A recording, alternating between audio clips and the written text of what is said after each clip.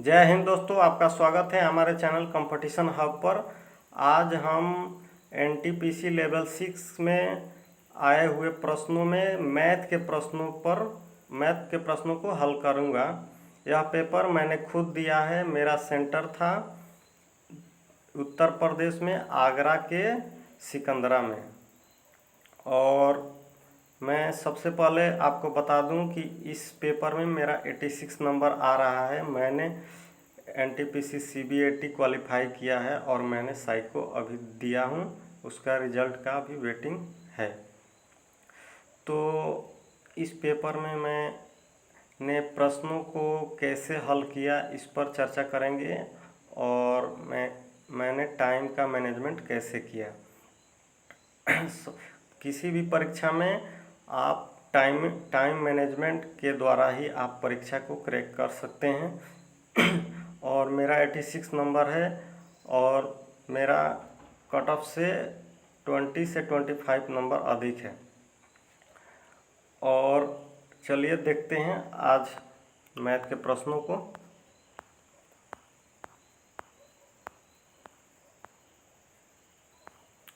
प्रश्न है, एक डीलर किसी वस्तु को उसके अंकित मूल्य पर 16% की छूट के बाद 403.2 रुपया में बेचता है।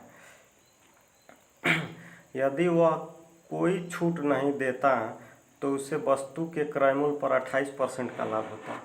तो वस्तु का क्रय मूल्य ज्ञात करना है। सबसे पहले उस वस्तु को, कोई आर्टिकल है, उसको 16% छूट के बाद इतना में बेचता है, यानी कि वो उसका अंकित मूल्य हो गया आपका, मान लीजिए कुछ भी है, उसमें से 403 रुपया में बेचता है, और यह 16% की छूट पर, यानी कि 84% है।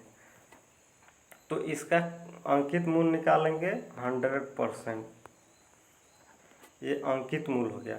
अब बोला है कि यदि वह कोई छूट नहीं देता, यानी कि अंकित मूल्य पर ही उस वस्तु को बेच देता, तो उसे वस्तु के क्रय मूल्य पर 28% का लाभ होता। तो वस्तु का क्रय मूल्य ज्ञात करना है। तो यहाँ देखेंगे कि यह अपने आप में 128% है, तो इसको 100% में कन्वर्ट करने के लिए 128 से भाग देकर और 100 से गुना कर देंगे, हमारा क्रय मूल्य निकल जाएगा। इसको आप हल कर लीजिएगा। राइट आंसर 375 आएगा, और जो कि मेरा आंसर भी है। अगला क्वेश्चन देखते हैं।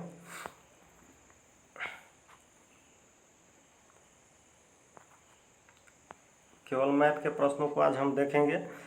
क्वेश्चन है, x equal to 2 plus √3 by 2 minus √3 है, तो x माइनस 7 का द होल स्क्वायर का मान ज्ञात करना है। सबसे पहले हम इसका हर परिमेयकरण करेंगे। तो 1 मिनट,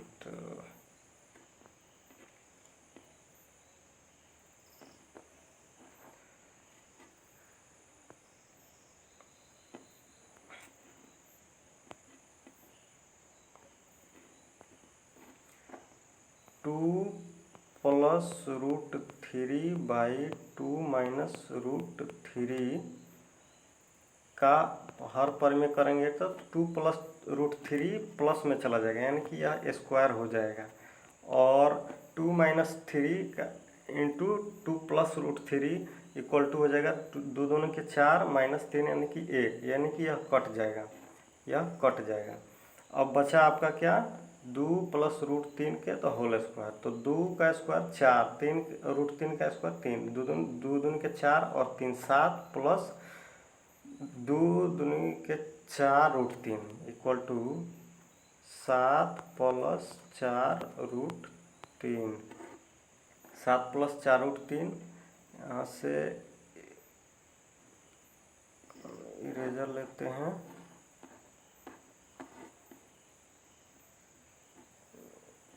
इरेजर का साइज तो छोटा है,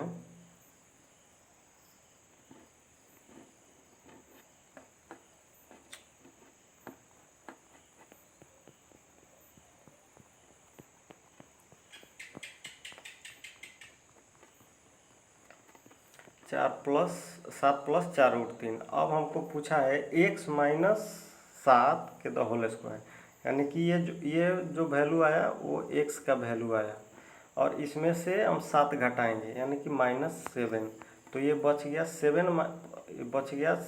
7 माइनस हो जाएगा तो 4√3 और 4√3 का स्क्वायर कर देंगे तो चौचौ का 16 और 48। √3 में √3 से गुना होता है तो 3 होता है, चौचौ के 16, 16 दूनी 48। राइट आंसर हो जाएगा 48, जो कि मेरा आंसर दिया गया है, करेक्ट आंसर है। अगला देखते हैं। इस दो संख्याओं का योगफल 72 है। यदि उन संख्याओं का अनुपात 3:5 है तो दोनों संख्याओं के बीच धनात्मक अंतर ज्ञात कीजिए।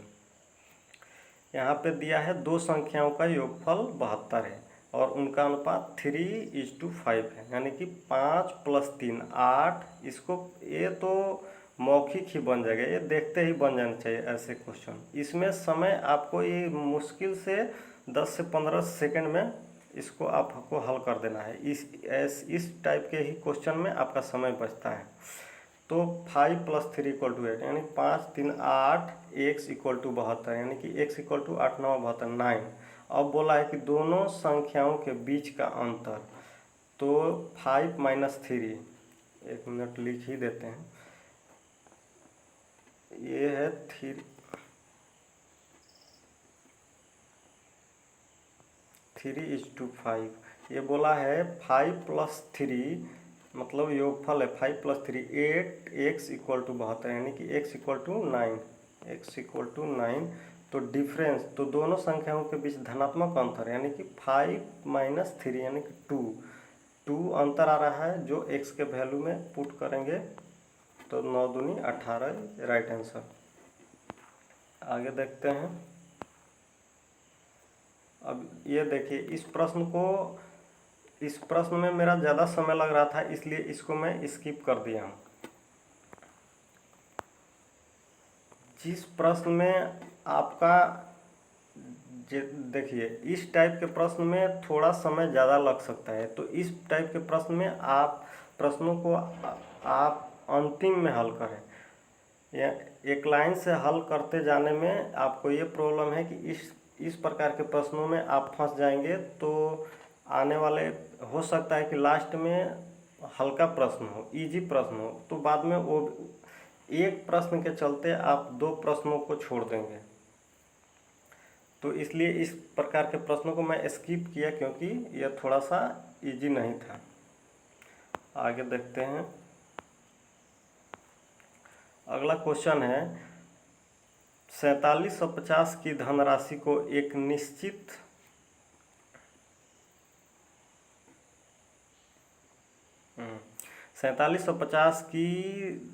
धनराशि को एक निश्चित वार्षिक साधारण ब्याज की दर पर 5.1/2 वर्ष के लिए निवेशित किया गया।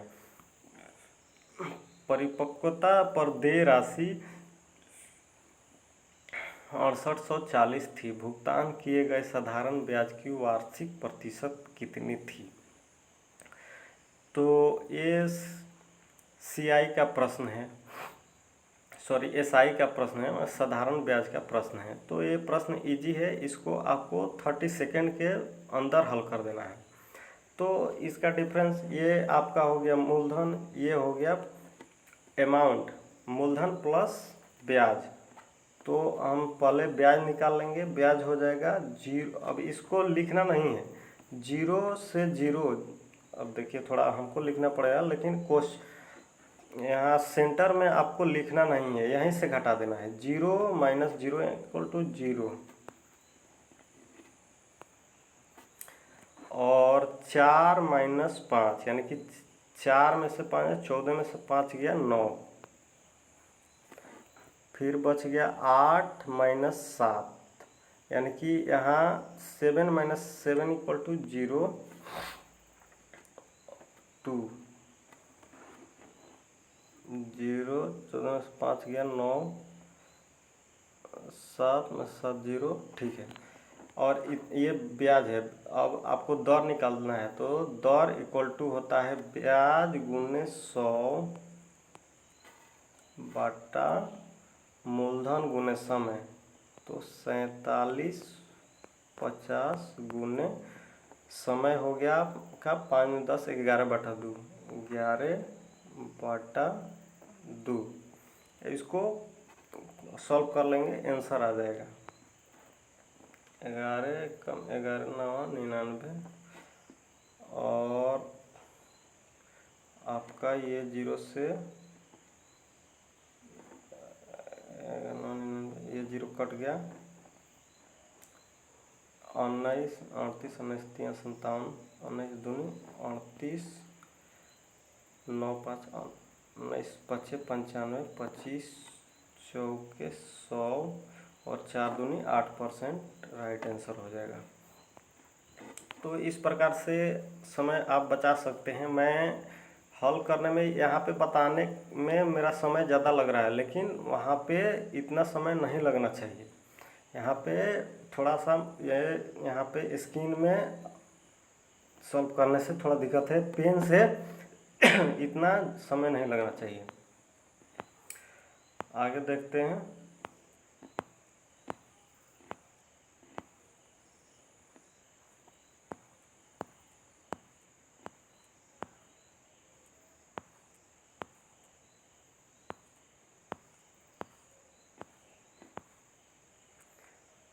किसी संख्या का 1/8 42 के आधे से 12 कम है। क्वेश्चन है किसी संख्या का 1/8 42 के आधे से 12 कम है। यानी कि मान लीजिए संख्या x हो गया।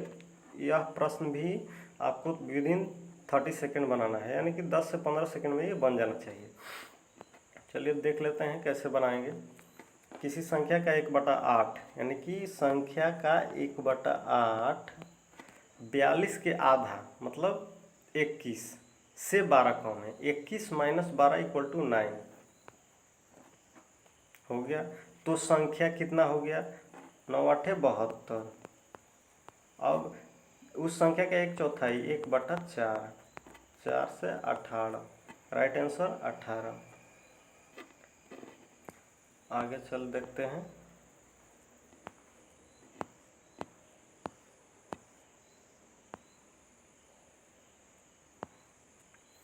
क्वेश्चन है ए प्लस बी का वह अधिकतम मान ज्ञात कीजिए जिसके लिए 8 अंकीय संख्या 45 23 ए 60 बी 15 से विभाज्य है। चलिए देखते हैं कैसे इसको जल्दी से जल्दी बनाना है। तो पहले लिख लेते हैं 45 23 ए, यहाँ पे लिख रहे हैं, वहाँ पे हम लिखेंगे नहीं। आपको बताने के लिए हम लिख ले रहे हैं ए, ये ए है, इसको ध्यान रखिएगा, 9 जैसा लगेगा। 45 23 ए 60 बी। अब बोला है 15 से विभाज्य होना चाहिए, यानी कि यह 15 से विभाज्य मतलब 3 और 5 दोनों से विभाज्य होना चाहिए। विभाज्यता का रूल आपको पता होना चाहिए, कम से कम 11 तक तो पता होना ही चाहिए। 11 तक पता होगा तो अपने आप 15 60 30 100 ये सब पता हो जाएगा। हम आगे वीडियो बनाएंगे जिसमें ये सब चीज़ें बताएंगे, तब तक के लिए देखते हैं। यानी कि 15 से विभाज्य हो जाए, यानी कि 3 और 5 से विभाज्य होना जरूरी है। और बोला है कि वो अधिकतम मान चाहिए, तो हम अधिकतम मान के लिए b का मान 5 रखेंगे। पहले वेरीफाई करना है। पहले 5 रखेंगे, उसके बाद वो 5 से 3 और 5 से 15 से विभाज्य होना। यहाँ पे 1 मिनट, 15 से विभाज्य होना चाहिए, यानी कि 3 और 5 से विभाज्य होना चाहिए। अब यह संख्या 5 से विभाज्य कब होगा? जब कोई भी संख्या 5 से तब विभाजित होता है जब उसके इकाई के स्थान पर 0 या 5 हो। तो यहाँ पे या तो 0 होगा या 5 होगा। अब हमें निकालना है वो अधिकतम मान। अधिकतम मान मतलब कि पहले 5 लेकर के देखेंगे, पहले 5 लेकर के देखेंगे। तो मान लीजिए b का मान मैंने 5 ले लिया। अब b का मान तो हो गया और यहाँ पे बचा है अब आपका a। तो 3 से भी विभाज्य होना चाहिए। तो सबसे पहले 3 से विभाज्य होने के लिए 5 4 9 ये कट गया, 3 भी कट गया, ये 6 भी कट गया, बचा क्या 2 और 5 7, 2 और 5 7। 7 3 से विभाज्य नहीं होगा। अगर a के पास हम रखते हैं 0, तो हम पहले ऊपर से लेके आएंगे, पहले 9 रखेंगे। इन दोनों का मान हो गया 7 और उसमें a के अगर a के पास 9 जोड़ेंगे तो 7 और 9 16 हो गया। तो 16 3 से विभाज्य नहीं होता है, तो 9 नहीं रखेंगे। उसके बाद 8 रख के देखेंगे, तो 8 रखते हैं तो इन दोनों का वैल्यू 7 है और यहाँ पे रखेंगे 8, तो 7 और 8 15। यहाँ पे देखिए 7 और 8 15, 15 3 से विभाज्य हो रहा है, 15 3 से विभाज्य हो रहा है। यानी कि एक के वैल्यू 8 रखेंगे तब जाके यहाँ पे 8 हो गया और यहाँ पे b के मान 5 हो गया। तो 8 और 5 13, यानी कि राइट आंसर होगा हमारा 13। चलिए देखते हैं आगे। किरण की शादी 20 वर्ष पूर्व हुई थी। आज किरण की आयु उसकी शादी के समय आयु की 11/7 गुना है। अब से 10 वर्ष बाद किरण की आयु क्या हुई? ये प्रश्न भी एकदम विदिन 30 सेकंड बनना चाहिए। चलिए देखते हैं। मान लीजिए किरण की पहले आयु थी 7। यहाँ पे दिया हुआ है कि उसकी शादी के समय उसकी आयु का 11/7 गुनी है। जो वर्तमान में उसकी आयु है उसके शादी के समय अभी 20 वर्ष पूर्व हुई थी, यानी कि शादी के समय जो आयु थी उसका 11/7 गुना है। तो शादी के समय एज क्या होगा? 7 ईयर। शादी 20 वर्ष पूर्व हुई थी और उस आज किरण की वर्तमान आयु 11 है। तब तो अभी उसकी पूर्व की आयु का 11/7 गुना हुई। तो अब से 10 वर्ष बाद, अब ये बोला है कि 20 वर्ष पूर्व हुई थी, यानी कि वर्तमान की आयु 11 मान लीजिए और 20 वर्ष पूर्व 7 वर्ष मान लीजिए, और इन दोनों का डिफरेंस कितना है? 4, और ये 4 ही इंडिकेट कर रहा है 20 ईयर्स, यानी कि 20 वर्ष। तो एक का वैल्यू हो जाएगा 5, तो यानी कि 5, यानी कि वर्तमान में हो गया आपका 11 5 55 वर्ष, और 20 साल पहले आपका हो गया 5 7 35। और बोला है कि 10 वर्ष बाद किरण की आयु कितनी होगी? तो वर्तमान से 10 वर्ष बाद, यानी कि 55 प्लस 10 वर्ष 65 वर्ष होगा। राइट आंसर ये होगा। आइए देखते हैं। क्वेश्चन है PQRS केंद्र O वाले एक वृत्त में स्थित एक चक्रीय चतुर्भुज है। कोण PQR और PSR का अनुपात 11:7 है। यदि PQ = QR तो कोण OPQ का मान ज्ञात कीजिए। सबसे पहले आपको चक्रीय चतुर्भुज का प्रॉपर्टी पता होना चाहिए। चलिए बनाते हैं।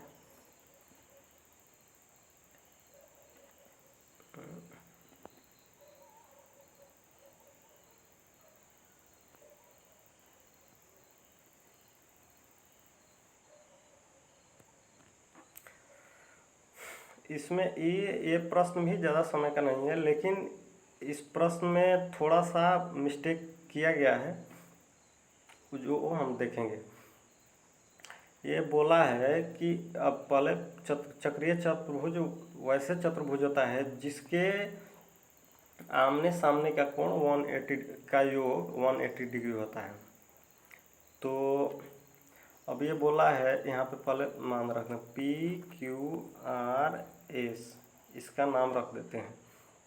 और बोला है कि PQR यानी कि PQR और PSR 11 और PSR 7, 11 और 7 है। यदि PQ इक्वल टू QR यानी कि ये और ये बराबर है, तो OPQ का मान ज्ञात करना है। सबसे पहले 11 प्लस 7 18 इक्वल टू 180, क्योंकि चक्रीय चतुर्भुज के दो कोण आमने सामने के कोण का योग 180 होता है, यानी कि 11 प्लस 7 इक्वल टू 18, 18 का वैल्यू है 180, यानी कि 1 का वैल्यू हो जाएगा 10।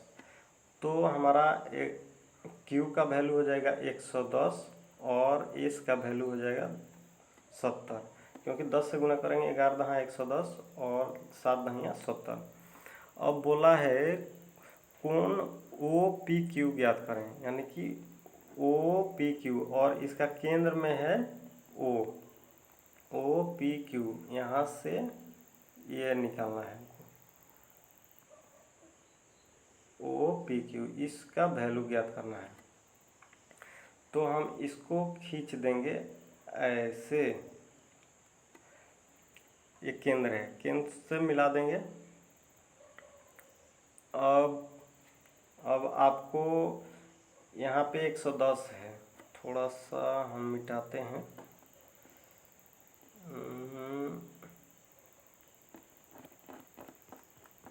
थोड़ा इरेजर में इसका साइज, चलिए छोड़िए। तो यहाँ पे QR और PQ इक्वल टू यानी बराबर है, यानी कि कोण P और कोण R आपस में बराबर होंगे, और कोण Q का वैल्यू है 110 डिग्री। तो अब हम देखेंगे त्रिभुज PQR में, त्रिभुज PQR में इसमें देखेंगे PQR में, त्रिभुज PQR में। तो PQR त्रिभुज के तीनों कोणों का योग 180 डिग्री होता है, त्रिभुज के तीनों कोणों का योग 180 डिग्री होता है, जिसमें कोण Q का वैल्यू 110 दिया है। थोड़ा सा इसको कम करते हैं,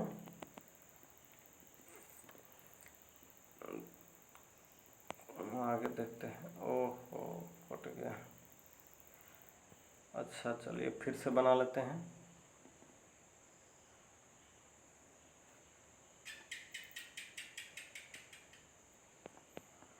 PQRS, यहाँ पे O है और ये दोनों बराबर था, 110, ये 70 था। अब हमको निकालना है OPQ का। तो ये 110 हो गया, यानी कि ये दोनों कोणों का योग आपका 180 माइनस 110 बराबर 70 होगा, यानी कि 70। ये और भुजा QR और PQ बराबर है, तो दोनों कोण भी बराबर होगा, क्योंकि बराबर भुजाओं के सामने का कोण बराबर होता है, यानी कि कोण P हो जाएगा आपका 35 और कोण R हो जाएगा 35। अब हम जब बनाए क्वेश्चन, तो यहाँ पे मेरा कोण P का मान आ रहा था 35, लेकिन प्रश्न में कहीं भी 35 नहीं दिया है। अब बात यहाँ फंसता है कि 35 दिया नहीं है तो फिर आंसर क्या होगा। तो इसका उल्टा वाला ये पूछा था, यहाँ पे PSR लिखना चाहिए, एस आर लिखना है तो पी क्यू आर लिख दिया, लेकिन इसका मास्टर आंसर की में भी इसको यही माना है, तो हम इसका जस्ट उल्टा वाला त्रिभुज में ये वाला निकालेंगे। तो एक ये 70 हो गया, तो ये इन दोनों का वैल्यू हो जाएगा 110, दोनों का योग हो जाएगा 110, तो एक का हो जाएगा 55 डिग्री, यानी कि कोण पी का मान हो जाएगा इस साइड से ओ पी क्यू, यानी कि ओ पी एस, इसका वैल्यू हो जाएगा 55 डिग्री आंसर। तो राइट आंसर हो जाएगा 55। इस क्वेश्चन में थोड़ा सा मिस्टेक है, ये मिस्टेक बाय वहीं से, ये क्वेश्चन में ही मिस्टेक है, यहाँ पे मिस्टेक नहीं है कोई। चलिए देखते हैं आगे।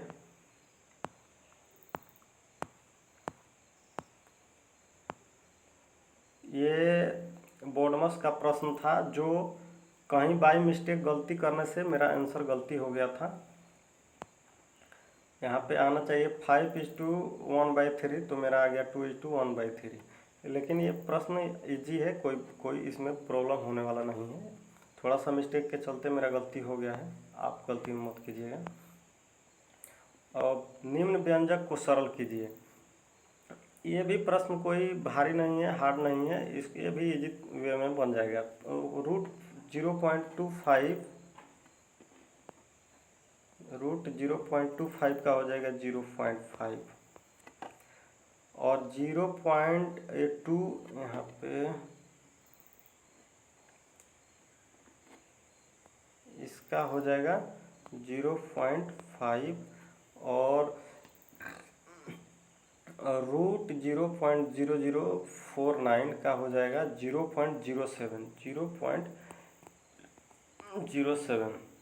में 2 से गुना करेंगे तो 0.14 आ जाएगा, और ये दोनों प्लस को जोड़ लेंगे 4 5 6 0.64, और इसमें से 0.0 यहाँ पे 0.09 का वर्गमूल होगा आपका 0.3, और 0.3 में 0.3 से गुना करें 0.09, तो 0.64 माइनस 0.09 माइनस कर लेंगे, 14 में से 9 गया 5 5 0, यानी कि 0.55। राइट आंसर होगा ए।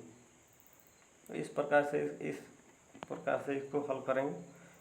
आगे क्वेश्चन दिया है, पाइप ए किसी टंकी के 50% भाग को 4 घंटा में भर सकता है, तो 100% भाग को 8 घंटा में भरेगा, यानी कि ए का कैपेसिटी हो गया आपका 8, और बी यहाँ लिखने से ए का कैपेसिटी हो गया 8, बी का कैपेसिटी हो गया, बी उसी पूर्ण रूप से 12 घंटा में, तो 12 और भर सकते हैं। यदि तीनों पाइपों को एक साथ खोल दिया जाए तो ए और बी उसी 12 घंटे में, यदि दोनों पाइपों को एक साथ खोल दिया तो इजी है, 12 दूनी 24, यानी कि 8 3 और 12 2 24/5, 24/5 घंटा। इसका राइट आंसर हो जाएगा 24/5, 5 चौके 20 और 4/5 गुने 60, तो 5 से 12 और 12 चौक 48, यानी कि 4 घंटा 48 मिनट राइट आंसर होगा।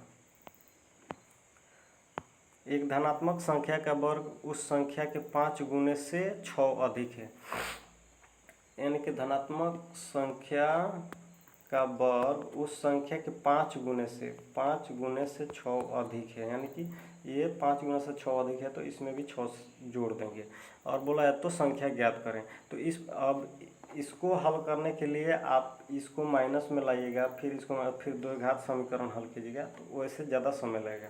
इसको हम इजी वे में ऐसे हल करेंगे, बाई ऑप्शन से हल करने में कोई दिक्कत नहीं है, जल्दी हो जाएगा ये, विदिन मतलब 30 सेकेंड मान लीजिए, 30 सेकेंड मैक्सिमम बहुत है। यहाँ पे अब तो हम आंसर चेक करेंगे 1/1 रख के ही। तो 8 रखेंगे, 8 अट्ठाईस 64, 8 5 40, 6 46 बराबर नहीं है। 9 रखेंगे, इसको बराबर करना है। 9 रखेंगे, 9 9 81, 9 5 45, 6 54, ये भी नहीं है। 5 रखेंगे यहाँ पे तो 50 25, 50 25 6 31, ये भी बराबर नहीं होगा। अब 6 रखेंगे तो 6 का स्क्वायर 36, 6 5 30, ये 6 36, यानी कि दोनों इक्वल टू है। तो राइट आंसर हो जाएगा आपका 6। आगे पूछा है किसी घन के मुख्य विकर्ण की लंबाई 12 सेंटीमीटर है। किसी घन के मुख्य विकर्ण की लंबाई 12 सेंटीमीटर, तो घन का आयतन ज्ञात करें। अब घन के विकर्ण का फॉर्मूला याद रखना होगा। घन के विकर्ण का फॉर्मूला होता है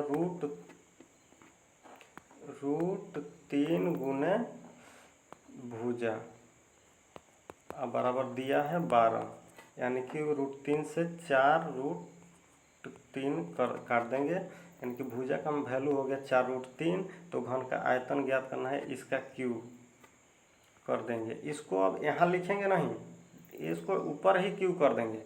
और अब इसको लिखना की जरूरत नहीं है, इसका मुंह में ही मतलब मौखिक ही इसका प्रश्न का हल करेंगे। जब चौक 16 चौक 64, 3 √3 में 3 बार करेंगे तो 3√3 आएगा, तो 64 तिहाई। अब ये 64 में 3 से गुना करने के लिए लिखेंगे 3 बार 6 18 1 19 192 और √3, 192 √3 होगा आंसर, राइट आंसर 192 √3। इस टाइप से प्रश्न को जल्दी हल कर लेंगे।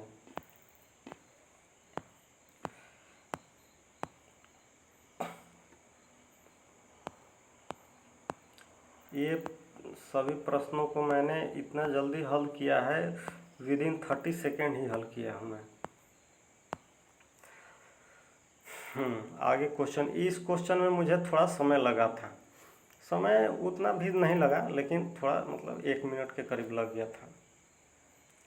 ये दिया है 25 संख्याओं का औसत 48.2 है। यदि पहली 10 संख्याओं का औसत, यहाँ इस प्रश्न में लास्ट में ही ये समय लग गया था, मैं इसको 2 बार चेक किया था तब जाके बना था। शायद 1 मिनट से ज़्यादा है, 2 मिनट लगा हुआ। 25 संख्याओं का औसत 48.2 है। पहली 10 संख्याओं का औसत 47 है, यानी कि पहली 10 संख्या का 470 हो जाएगा। और अंतिम 12 संख्याओं का 49 है, तो 12वां ई टोटल 100 आरसिल 10 12 चौक 48 10 58।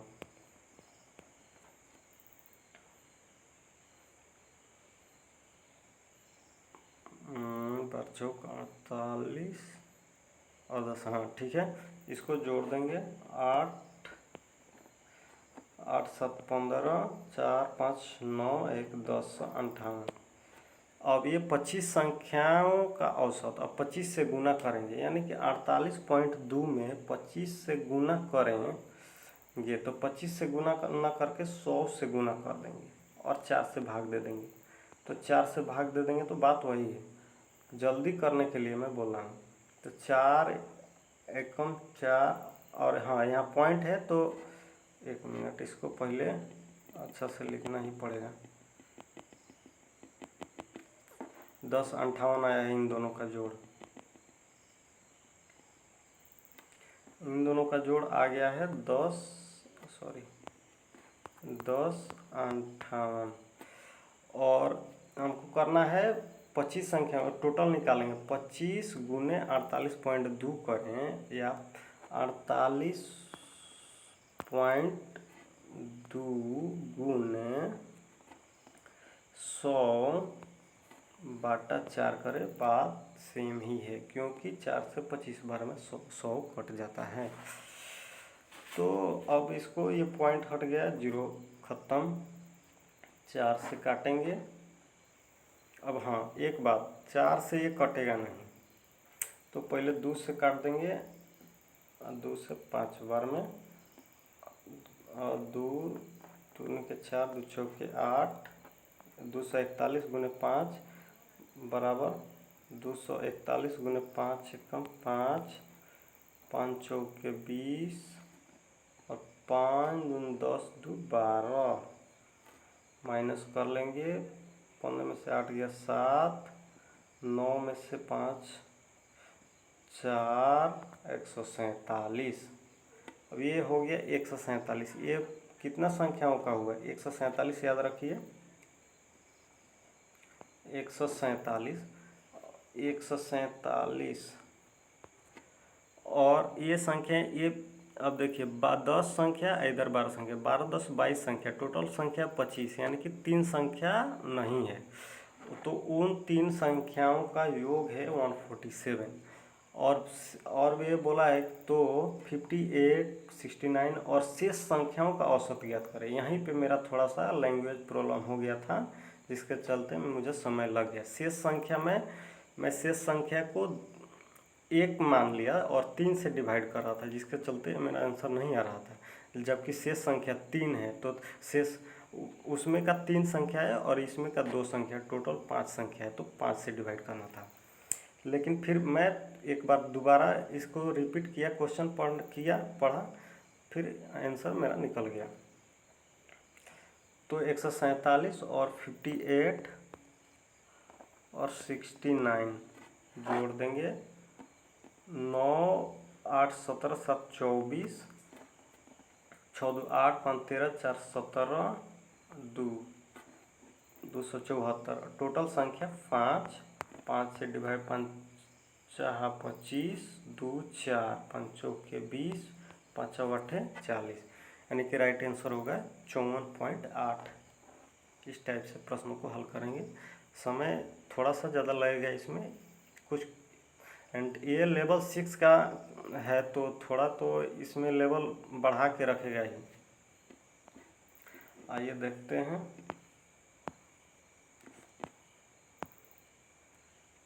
हाँ, ये क्वेश्चन मैं पढ़ा था यहाँ पे, इसमें कुछ मेरा ये छूट गया था, इसलिए मैं इसको नहीं कर पाया। तो इसको मैं स्किप कर दिया था, क्योंकि जिसमें ज़्यादा समय लग रहा था उसको मैं बनाया ही नहीं। और ऐसे ज़्यादा समय वाला 1-2 क्वेश्चन है, 2-4 क्वेश्चन है बस उससे ज़्यादा नहीं।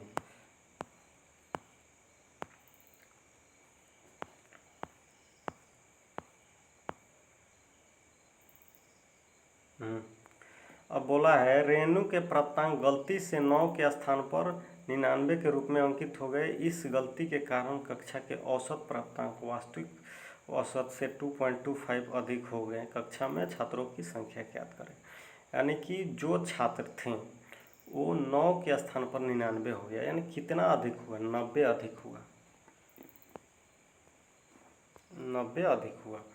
अब बोल रहा है कि तो औसत प्राप्तांक वास्तविक से 2.25 अधिक हुआ, यानी कि एक लड़का पे 2.25 अधिक हुआ है। तो 90 अधिक हुआ है, तो कितने लड़कों की संख्या पर वृद्धि हुई है? डिवाइडेड बाई 2.25 कर देंगे, इसको सॉल्व कर देंगे, राइट आंसर हो जाएगा।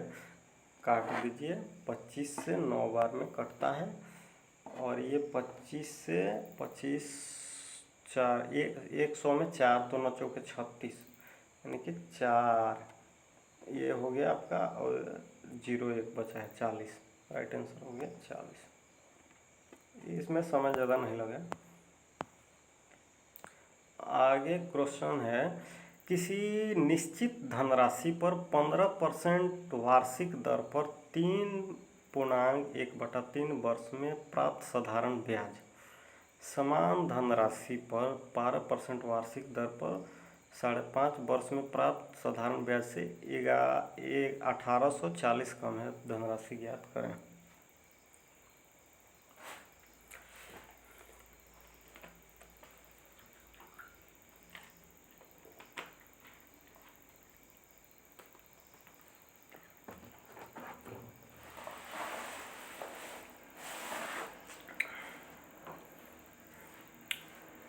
दोस्तों आज मैं देखिए कितना बजे बना रहा हूँ, 11:30 बजे मैं वीडियो बना रहा हूँ रात में, और मेरा सुबह में 7:30 बजे से ड्यूटी होता है। मैं रेलवे में ही हूँ, NFR रेलवे, तो 7:30 बजे से जाना है, और इधर मैं 11:30 बजे वीडियो बना रहा हूँ, समझ लीजिए। और अभी मैं खाना खाया भी नहीं हूँ, खाना इसके बाद खाऊंगा। चलिए देखते हैं। किसी निश्चित धनराशि पर 15% दर, तो एक ये देख लीजिए कि आपका जो साधारण ब्याज होता है वो दर और समय का गुना होता है और मूलधन उसमें होता है, यानी कि ब्याज बराबर होता है ब्याज बराबर होता है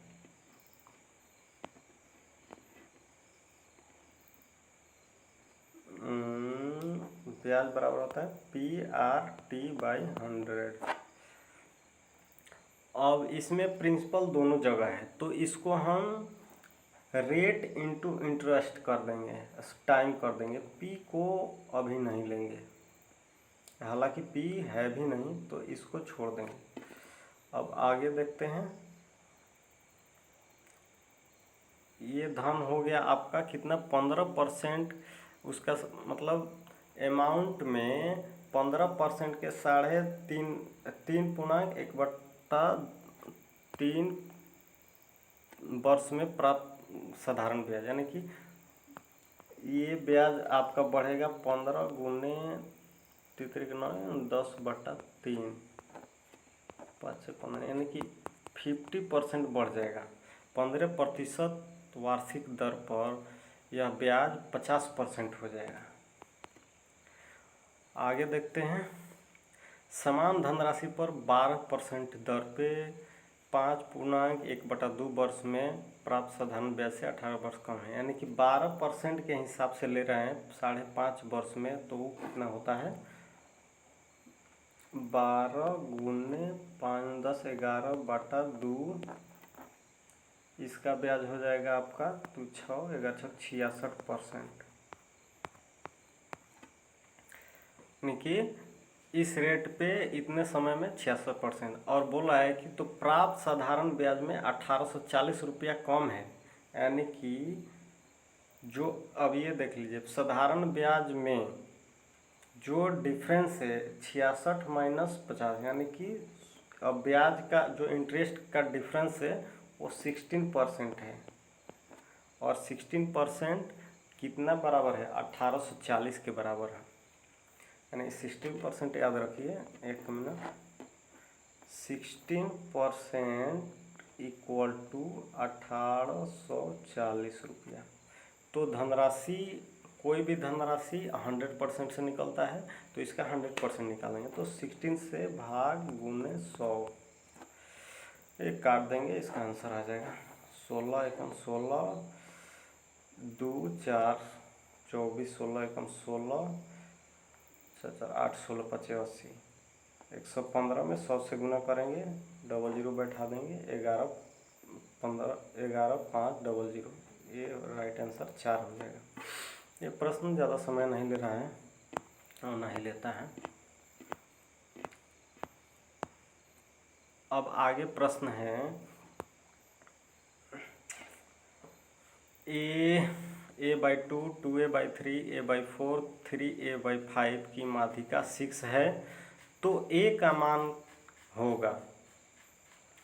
अब इसमें माध्यिका दिया है और ये इसमें बाटा दिया है, तो कैसे हम इसको आरोही माध्यिका निकालने के लिए सबसे पहले दिए गए संख्याओं को आरोही क्रम में लिख लेते हैं और मिडिल वाला टर्म को ही हम माध्यिका कहते हैं। अगर सम संख्या यदि सम संख्याओं का मिडिल वाला निकालना है तो दो जोड़ के करते हैं, इसको बाद में बताएंगे। चलिए इसको देखते हैं। तो a है 100%, इसमें 2 4 5 संख्याएं हैं, यहाँ पे 5 संख्याएं हैं, यहाँ पे 5 संख्याएं हैं, 1 2 3 4 5। तो अब a है तो a मतलब 100% है, और a/2 यानी कि 50% है, 2/3a मतलब 66 पॉइंट मान लीजिए 66% है, और a/4 इक्वल टू 25% है, और 3a/5 इक्वल टू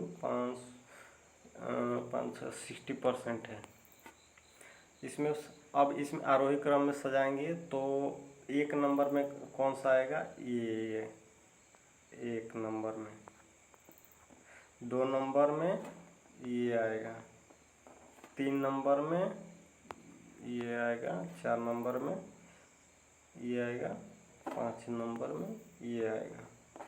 आरोही क्रम में सजाएंगे तो 5 संख्याएं हैं, तो 2 एक साइड 2 एक साइड, बीच में आएगा 3, यानी कि ये वाला 60%। 60% किसका है, ये वाला है, यानी कि 3/5। और इसका माध्यिका क्या होगा, 3/5A। तो 3/5A इक्वल टू 6 है। तो यहाँ से A का वैल्यू निकालेंगे हम, 3 दूनी 6, 2 5 10, यानी कि 10, यानी कि A का वैल्यू हो जाएगा 10। राइट आंसर 10 होगा।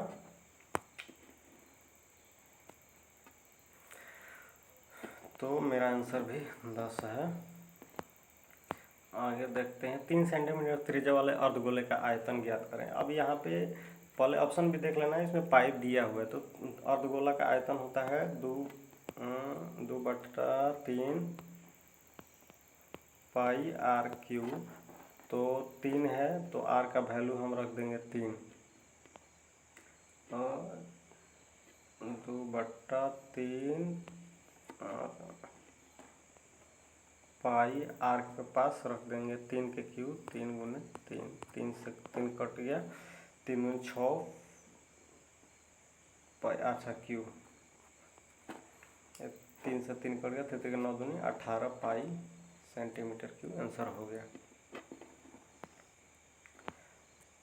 आगे देखते हैं, एक गोले की त्रिज्या और एक शंकु की आधार त्रिज्या दोनों 3√2 सेंटीमीटर के बराबर है। यदि गोले का पृष्ठीय क्षेत्रफल उस लंबवृत्तीय शंकु के संपूर्ण पृष्ठीय क्षेत्रफल के बराबर है तो शंकु की ऊंचाई ज्ञात करें। अब ये आपका मेंसुरेशन से है, तो इसको आप थोड़ा सा समय लगेगा, लेकिन आराम से बनाइए। इस टाइप के प्रश्न आराम से बनते हैं। थोड़ा इसमें पेशेंस चाहिए, पेशेंस, शांति होना चाहिए ना। तो आदमी क्या इसका फॉर्मूला ही भूल जाता है। जल्दी जल्दी में रहिएगा, फॉर्मूला भूलिएगा, कंफर्म है। आगे चलिए देखते हैं, शंकु की आधार की त्रिज्या 3√2 है। यदि गोले का पृष्ठीय क्षेत्रफल, यानी गोले का पृष्ठ क्षेत्रफल क्या होता है, 4 pi R square, 4 pi R square पृष्ठ क्षेत्रफल उस लंबवृत्तीय शंकु के पृष्ठ क्षेत्रफल संपूर्ण पृष्ठ क्षेत्रफल के बराबर है, यानी कि equal to pi R into L plus R. शंकु के संपूर्ण पृष्ठ क्षेत्रफल का फॉर्मूला होता है pi R into L plus R. देखिए वक्र पृष्ठ का होता है पाई आर एल प्लस आधार, उसके ये शंकु जो होता है, इस शंकु के आधार का भी क्षेत्रफल होता है, तो पाई आर स्क्वायर। इन दोनों में से पाई आर कॉमन लेते हैं तो एल प्लस आर बचता है। यही शंकु का संपूर्ण पृष्ठ क्षेत्रफल है। चलिए देखते हैं,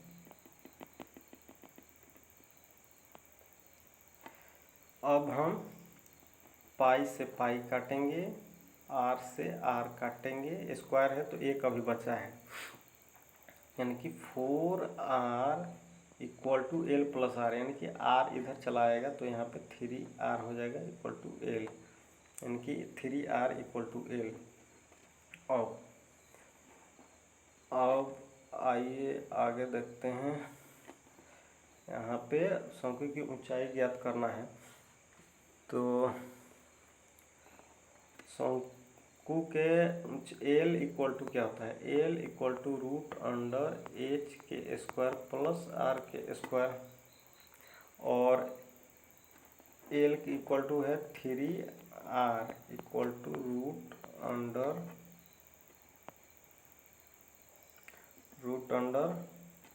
एच दिया है,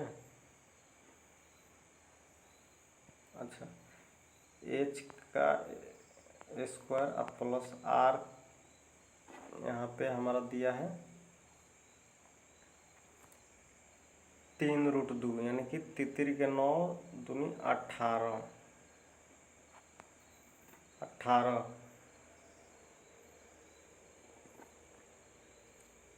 यहाँ पे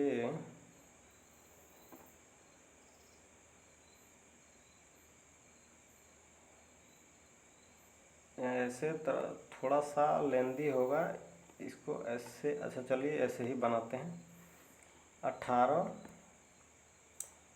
हो गया, यहाँ पे R3R यानी कि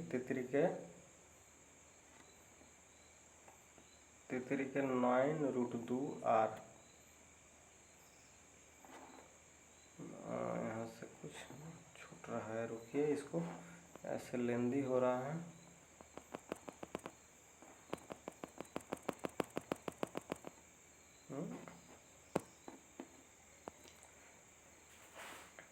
शंकु के आधार यदि गोले का पृष्ठीय क्षेत्रफल उस लंबवृत्तीय शंकु के संपूर्ण पृष्ठ क्षेत्रफल के बराबर है। पृष्ठीय क्षेत्रफल 4πr² इक्वल टू उसमें संपूर्ण पृष्ठीय क्षेत्र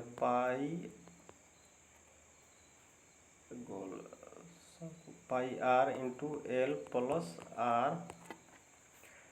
अब हमारा हो गया, पाई से पाई कट गया, R से R कट गया, यानी कि 4R equal to L plus R यानी कि 3L प्लस R यानी कि 3R इक्वल टू L। हमको H निकालना है, शंकु की ऊंचाई H, तो H इक्वल टू होता है √L के स्क्वायर माइनस R के स्क्वायर, और L के जगह पे रखेंगे 3R यानी कि 3 के 9R² माइनस R², यहाँ पे equal to √9R² minus R² equal to √8R²।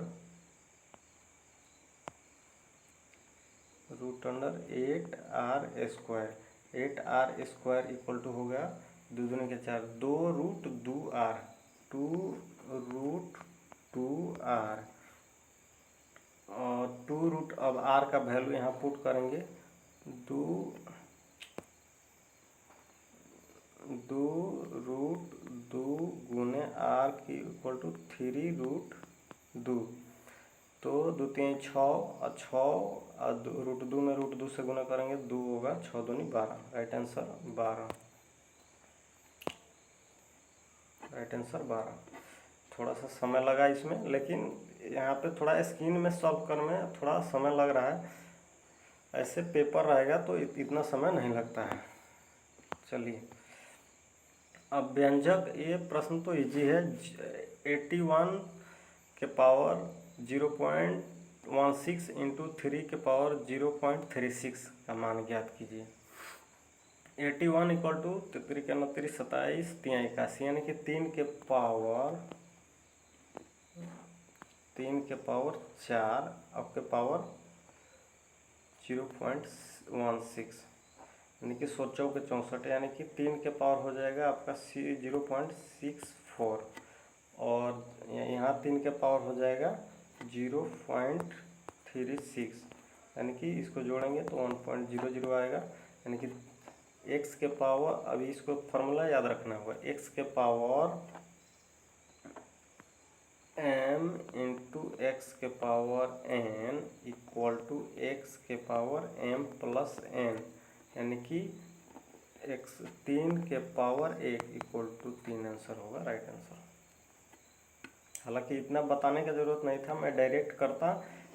3 3 के 9 3 27 3 81 यानी कि 4 4 के 64, और यहाँ 3 हो गया और ये 3 है तो 36, 64 36 100 हो गया, 100 मतलब 1, और 3 के पावर 1 बराबर 3। इतना लिखने का ज़रूरत नहीं था, हम लिख दिए यहाँ पे बताने के लिए। एक कक्षा में 42 विद्यार्थी हैं, कृतिका, अरे ये रीजनिंग का प्रश्न है।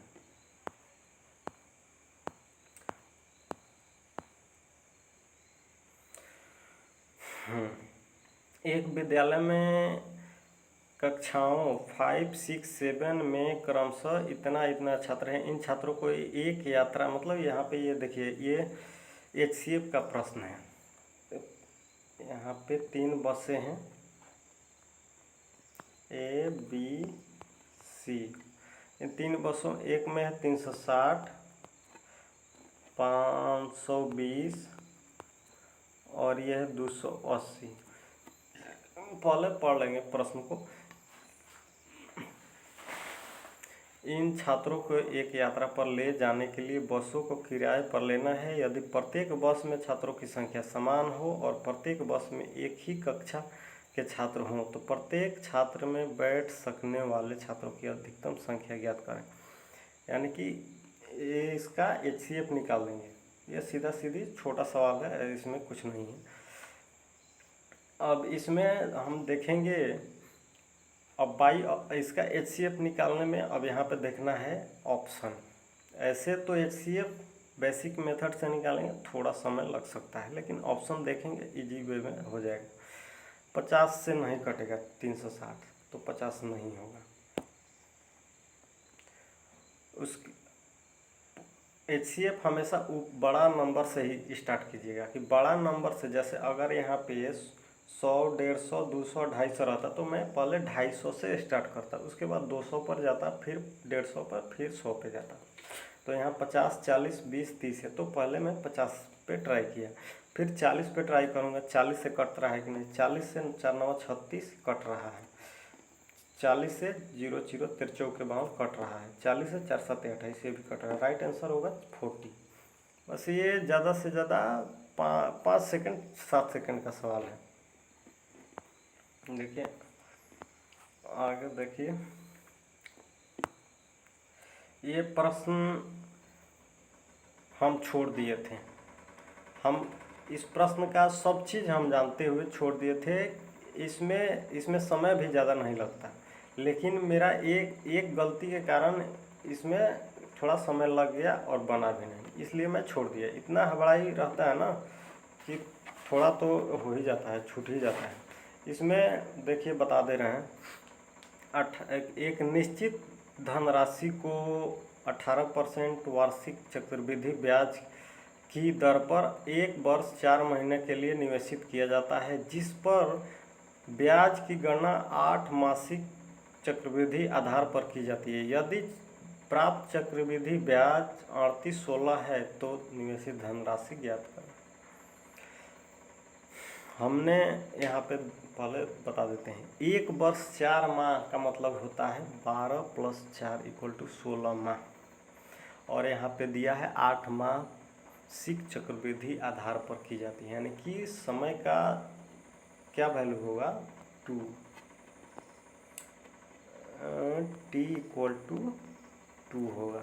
क्यों? क्योंकि 8 मास 16 मास मतलब 8 मास मतलब एक समय हुआ, और 8 मास मतलब एक समय, मतलब 16 मास को 2 टर्म में बांट दिया, यानी कि t हो गया 16 2। अब ये बोला है कि यदि प्राप्त चक्रवृद्धि ब्याज 3816 है तो निवेशित धनराशि ज्ञात करें, और r का आपका वैल्यू है r = 18% प्रति, मतलब वार्षिक दर है। तो इसको 8 मासिक में करने के लिए 12/8 करेंगे, 8 जाएगा ऊपर, कटा देंगे, 6 दूनी 12, 6 3 18, 2 चौके 8, 4 3 12, r का वैल्यू हो जाएगा 12%। r का वैल्यू हो गया 12, हम निकाले थे तो मेरा आ गया था r का वैल्यू 8, इसलिए मैं बार बार 8 रख के कर रहा था और हो ही नहीं रहा था, इसलिए मेरा ये गलती हो गया। गलती नहीं हुआ, मैं इसको अटेम्प्ट नहीं किया, मेरा वहाँ पे हमेशा 8 ही आ रहा था। 2 बार मैं ट्राई किया था, 2 बार के बाद मैं ज़्यादा ट्राई करता भी नहीं हूँ, क्योंकि एक प्रश्न पे आप 2 बार ट्राई करना काफ़ी है, 2 बार से अधिक ट्राई ना करें। तो r का वैल्यू हो गया आपका r = 12% और t था आपका 2 वर्ष। 2 8वाही था, 2 8वाही मान लीजिए 2 यूनिट, तो आपका चक्रवृद्धि ब्याज निकालना था। अब चक्रवृद्धि ब्याज का फॉर्मूला क्या होता है, अगर 2 वर्ष होगा तो 12% प्लस 12%, चक्रवृद्धि ब्याज निकालने का ये है फॉर्मूला, 12% प्लस 12% प्लस 12 गुने 12/100, 12×144 यानी कि बाई 100, 144/100 1.44, यानी कि 12×12 = 24, 25.44, यानी कि आपका SI जो CI जो निकला वो 25.44% निकला। अब देखते हैं,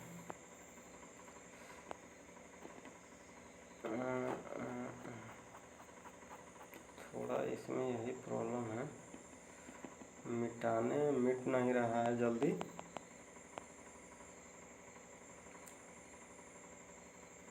यानी कि CI का वैल्यू हो गया आपका 25.44%। अब यही 25.44% इक्वल टू है 3816, यानी कि 25.44 इक्वल टू 3816। तो 1% निकालेंगे, इसमें 25.44 से भाग देंगे और फिर 100 से गुना कर देंगे तो आपका मूलधन निकल जाएगा। तो राइट आंसर यहाँ पे इसको सॉल्व कर लीजिएगा, राइट आंसर आएगा ये 15,000।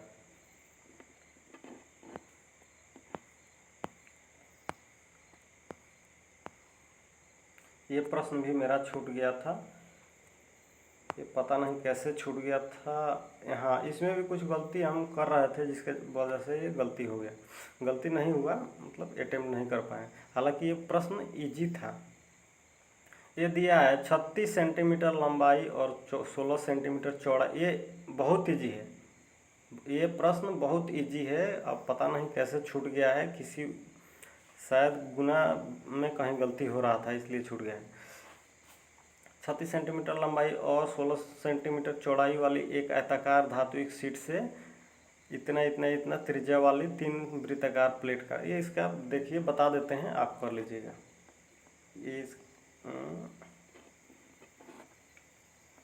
ये प्लेट है और इसका लंबाई है 36 और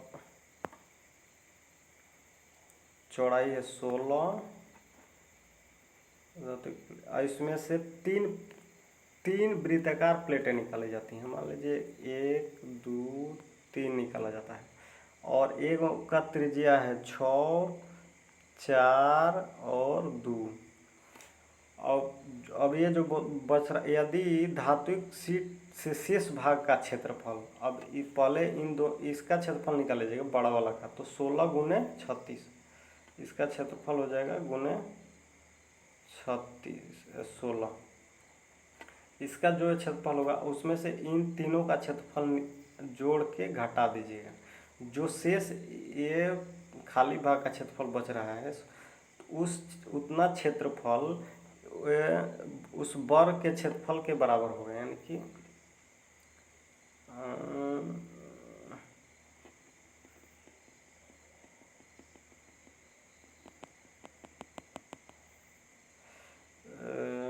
वर्ग के क्षेत्रफल के बराबर, यानी कि वर्ग का क्षेत्रफल भुजा स्क्वायर एक स्क्वायर। अब जो आया होगा वैल्यू घटाने के बाद वो यहाँ पे लिख लीजिएगा, राइट, उसके बाद सॉल्व कर लीजिएगा, x का वैल्यू निकल जाएगा। यदि प्रेक्षणों की एक निश्चित संख्या का माध्य 12 है, उनमें से एक प्रेक्षण निकालने पर माध्य अपरिवर्तित रहता है, तो निकाला गया माध्य कोई, अब देखिए यदि समान अंक वाला निकाला जाता है तो उसका माध्य समान सेम ही रहेगा, कोई चेंज नहीं होगा। ऐसे जैसे बता दे रहे हैं आपको, प्रेक्षणों की एक निश्चित संख्या का माध्य 12 है, मान लीजिए 3 संख्या है,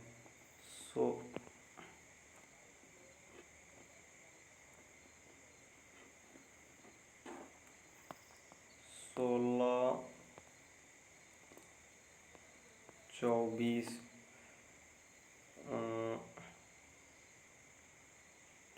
36 40 20।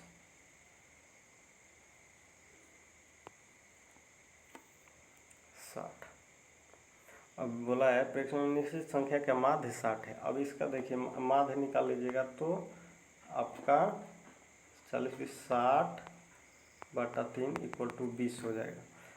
उनमें से एक प्रेक्षण निकालने पर माध्य अपरिवर्तित रहता है तो निकाला गया प्रेक्षण होगा। तो निकाला गया प्रेक्षण ज्ञात करिए। तो माध्य कब अपरिवर्तित रहेगा?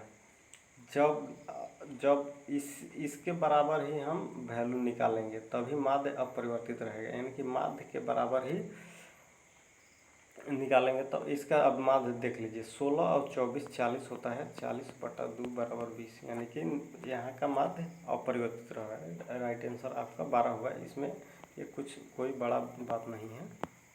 आगे देखते हैं। एक त्रिभुज के आधार की लंबाई संगत ऊंचाई से 6 सेंटीमीटर अधिक है। एक त्रिभुज के आधार की लंबाई संगत ऊंचाई से 6 सेंटीमीटर अधिक है। यदि त्रिभुज का क्षेत्रफल 108 सेंटीमीटर स्क्वायर है तो त्रिभुज के आधार की लंबाई ज्ञात करें। ये सिंपल सा सवाल है। त्रिभुज का क्षेत्रफल इक्वल टू होता है 1/2 गुने आधार गुने शीर्षलंब। आधार मान लीजिए, आधार की लंबाई संगत ऊंचाई से 6 सेंटीमीटर अधिक है, तो ऊंचाई आप 6 मान लीजिएगा। आधार हम मान लिए हैं x + 6 और ऊंचाई है x, और इसका क्षेत्रफल है 108 है ना? हाँ 108 है, = 108। ये 2 से ये उधर जाएगा तो गुना हो जाएगा, 108 × 216, यानी कि x ×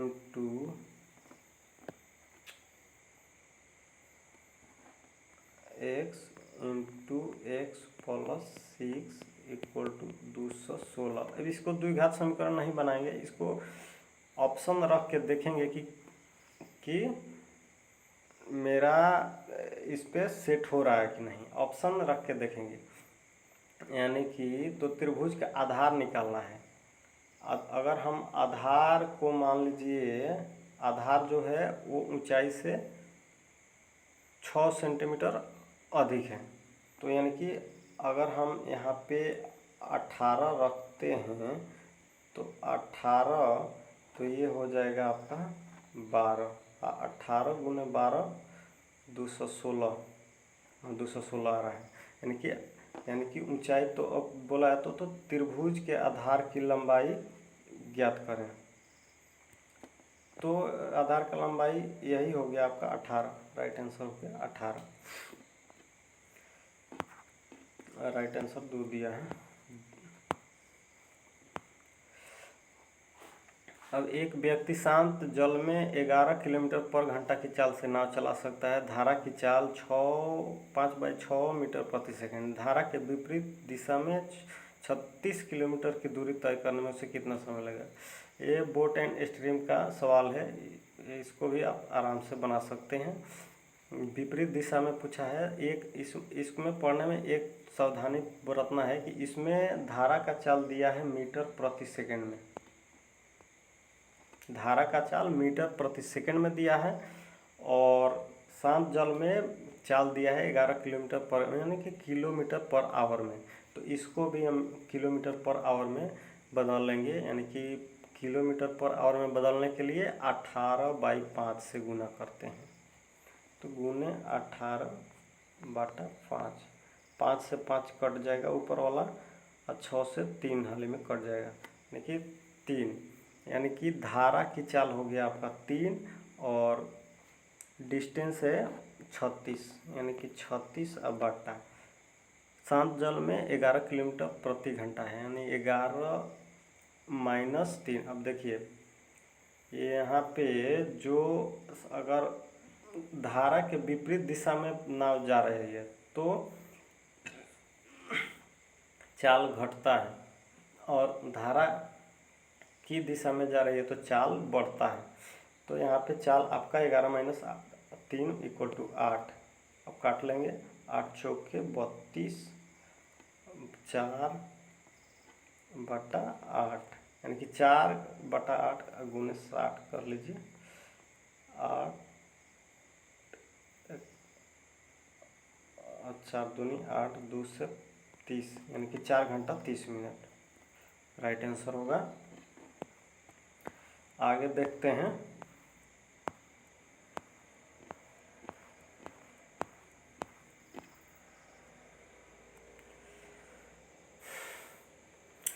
तीस सेंटीमीटर ऊंची एक मीनार के शीर्ष से एक व्यक्ति भूतल पर खेल रहे किसी बच्चे को 30 डिग्री के अवनमन कोण पर देख रहा है। मीनार के पाद बिंदु और बच्चे के बीच की दूरी ज्ञात कीजिए। यह प्रश्न इजी है, इसमें कोई ज़्यादा समय नहीं लगेगा। इसमें भी 30 सेकेंड क्या, ये तो सिर्फ फिगर बनाने में थोड़ा समय लगेगा ना, तो मान लीजिए 30 सेकेंड। तो इसको बना लीजिए। एक त्रिग्नोमेट्री के है। 30 सेंटीमीटर ऊंची एक मीनार यानी कि ऊंचाई हो गया इसका 30 सेंटीमीटर। एक व्यक्ति भूस्थल पर खेल रहे किसी बच्चे को 30 डिग्री अवनमन पर देख रहा है, यानी कि वहाँ से ये 30 अवनमन मतलब इसके सापेक्ष ये 30 है, तो यहाँ भी हो जाएगा 30। अब कोण पर अवनमन देख रहा है, तो मीनार के पाद और बच्चे के बीच की दूरी यानी कि यहाँ और यहाँ के बीच की दूरी ज्ञात करना है, या ये दूरी ज्ञात करना है।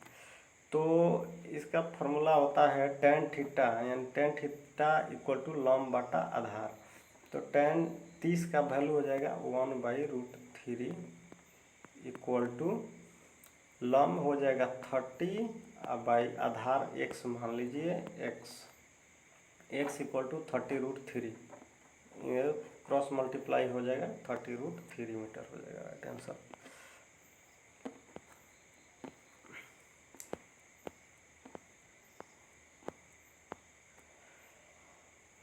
औरा ए से बी तक 74 किलोमीटर की चाल से यात्रा करती है। औरा ए से बी तक 74 किलोमीटर पर आवर की चाल से यात्रा करती है और बी से ए तक उसी मार्ग में 111 किलोमीटर पर आवर की चाल से लौटती है। तो दो तरफा यात्रा के दौरान औसत चाल, ये औसत चाल का इसका फार्मूला रखेंगे औसत चाल equal to 2xy by x plus y। अब इसमें x के पास रख देंगे यहाँ पे 1 minute 2xy by x plus y। x के एक के पास रख देंगे, x के पास 74 और पीछे x y के पास 111 रख देंगे। बस इसको सॉल्व कर लेंगे, बन जाएगा। यहाँ इसमें थोड़ा कैलकुलेशन था, इसमें थोड़ा सा कैलकुलेशन में समय लगा था, लगभग 1 मिनट इसमें लग जाएगा आपको सॉल्व करने में।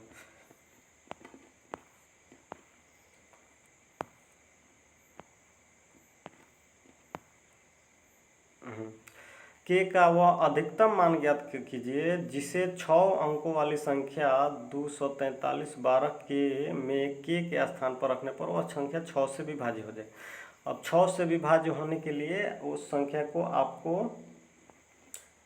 2 और 3 से विभाज्य होना पड़ेगा, यानी कि 2 और 3 दोनों से विभाज्य होना होगा। तो अब 3 से विभाज्य होने के लिए पहले काट देते हैं इसको। 4 2 6 3 9 4 2 6 3 9 3 12, यानी कि सब कट जा रहा है, यानी कि के पास वैसी संख्या रखना है जो 3 से विभाज्य हो। तो 3 अब ऊपर से लेंगे, 9 रखेंगे तो 3 से विभाज्य है, लेकिन 2 से विभाज्य है नहीं। 8 रखेंगे, 8 3 से विभाज्य है नहीं है, तो 8 भी नहीं रखेंगे। 7 रखेंगे, 7 3 से है नहीं है। 6 रखेंगे, 6 3 से है, हाँ 3 दूनी 6। 2 से है, 2 से भी है, तो राइट आंसर होगा 2।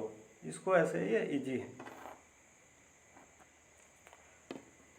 आगे देखते हैं।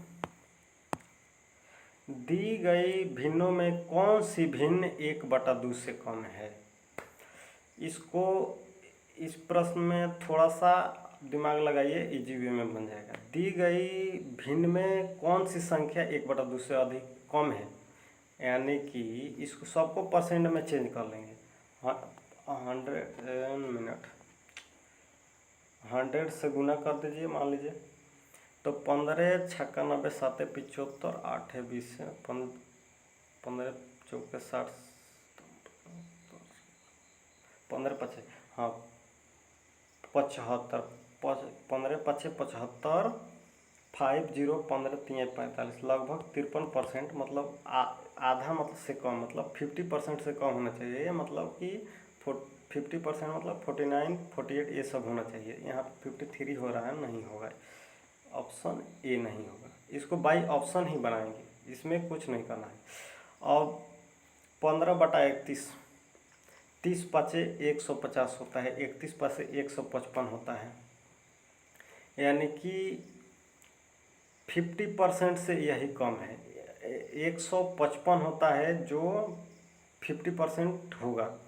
यहाँ पे आपका है इसको 100 से पहले गुना कर लीजिए, तो यहाँ पे हो गया आपका 31 मिनट 1500 भागा 31 ये करेंगे तो यहाँ पे 5 बार में जाएगा तो 155 जाएगा, तो इसका मतलब 4 बार में ले जाएंगे तो यहाँ 4 जाएगा। अब जैसे ही 4 गया मतलब कि यह 50% से कम है। अब 4.8 आए 9 आए कुछ भी आए 6 आए 5 आए, लेकिन यह 50% से कम है, तो राइट आंसर होगा। 1/2 का मतलब होता है 50%। आगे देखते हैं।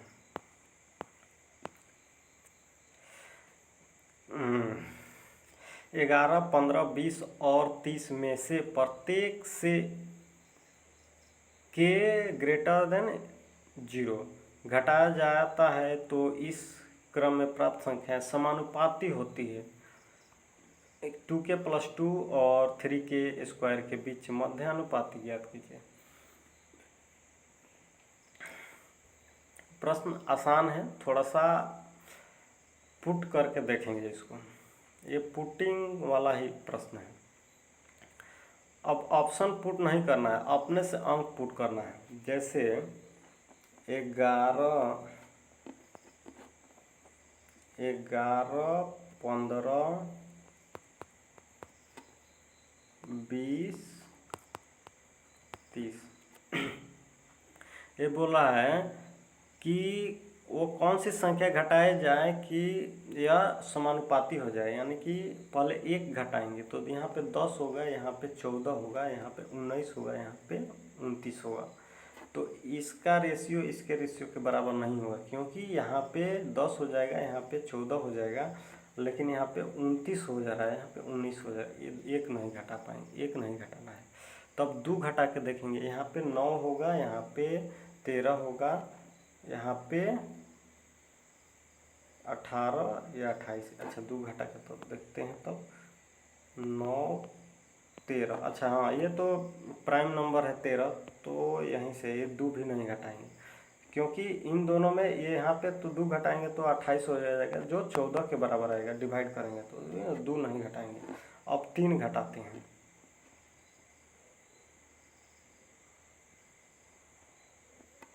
3 घटाने से यहाँ पे 8 आएगा, यहाँ पे 3 12, यहाँ पे 17। ये भी प्राइम नंबर आ रहा है, यहाँ पे 27।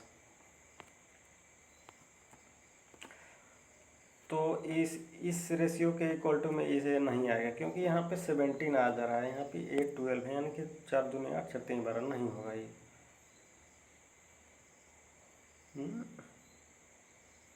क्या बजा रहा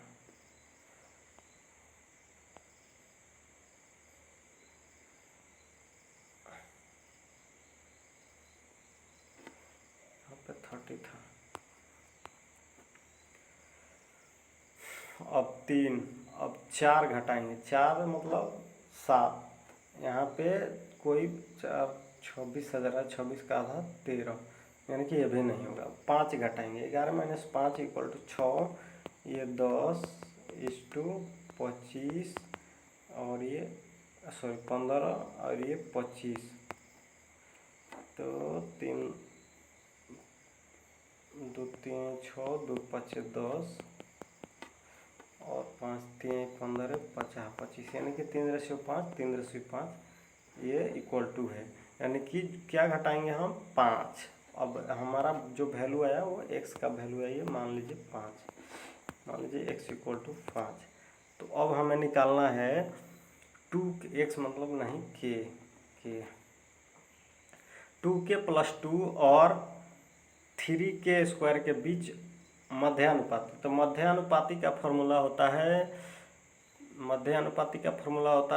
रूट अंडर XY। मध्यानुपाती का फॉर्मूला होता है रूट अंडर XY। तो x, अब यहाँ पे मेरा k का इक्वल टू 5 आया, तो 5 5 10 2 12, यानी कि रूट अंडर 12 गुने 5 4 25 3 75। और 12 इक्वल टू 3 गुने 4 और 25 का हो जाएगा आपका 25 गुने 3 75, यानी कि 3 कट निकल गया, तो 3 और 4 का हो गया 2 और 25 का हो गया 5, 5 10 33, राइट आंसर होगा 30। ऐसे ये प्रश्न बनाने में कोई ज़्यादा दिक्कत नहीं है। आगे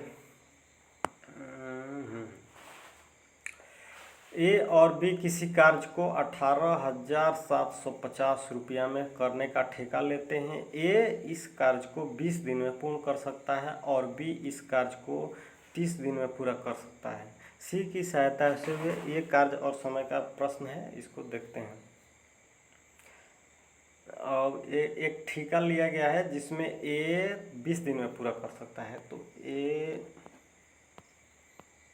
20, बी इस कार्य को 30 दिन में पूरा कर सकते हैं 30, और सी की सहायता से वे 8 दिन में, यानी कि ए बी सी 8 दिन में करते हैं। 30 60 3, इसका एलसीएम ले लेंगे। 30 60 3 90, 120 20 6 3 4 8 15 8, यानी कि ए बी का कैपेसिटी हो गया 6 4 10, ए बी सी का हो गया। अब देखिए ए बी का कैपेसिटी हो गया 6 और 4, और ए बी सी का मतलब ए बी सी तीनों का कैपेसिटी हो गया 15। तो सी का कैपेसिटी कितना हो गया 6 4 10, 15 - 10 = 5, यानी कि सी का कैपेसिटी हो गया 5। अब जो इनका ठेका लिए हैं लोग जितना रुपया में, उसको अब इनके कार्य क्षमता के अनुसार डिवाइड करेंगे, यानी कि ए का कार्य क्षमता है 6, बी का कार्य क्षमता है 4 और सी का कार्य क्षमता है 5। ये 6 4 10 5 15 अब इसको 15 इक्वल टू है आपका 18,750, 18,750। तो एक का वैल्यू हो जाएगा 15 एकम 15 3 7 15 2 30 15 5 75 3 15 एकम 15 3 7 15 30 7 हाँ 15 5 125। तो सी को उसके कार्य के अनुपात में कितना भुगतान करना होगा? तो सी का कार्य कितना है 5, 125 गुने 5, 125 गुने 5 इक्वल टू 625, और यहाँ पे एक जीरो है तो यहाँ पे ये जीरो हो जाएगा। राइट आंसर हो जाएगा 6250 रुपया। चलिए आगे देखते हैं।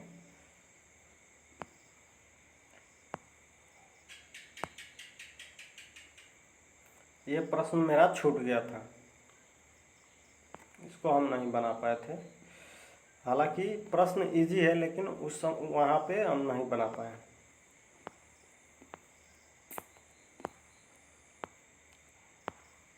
और ये प्रश्न है, ये प्रश्न भी मेरा छूट गया था, इसमें समय ही मेरा ख़त्म हो गया था ना। ये प्रश्न बनाने लायक था ये भी बन जाता और ऊपर वाला भी बन जाता। हमारा ये प्रयास कैसा लगा आप कमेंट करके ज़रूर बताएं, और आप चैनल को सब्सक्राइब और शेयर ज़रूर करें।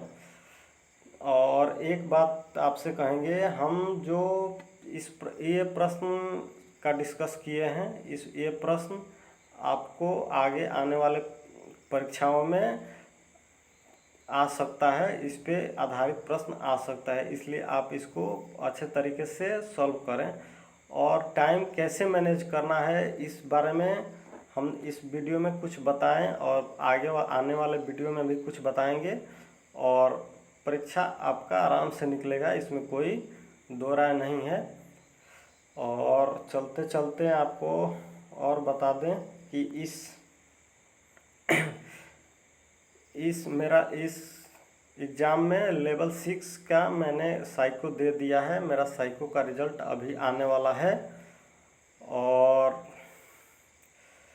देखिए अब क्या होता है। और मैं अभी रेलवे में एक कर्मचारी के तौर पे कार्यरत हूँ।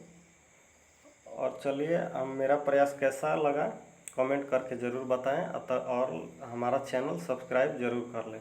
जय हिंद।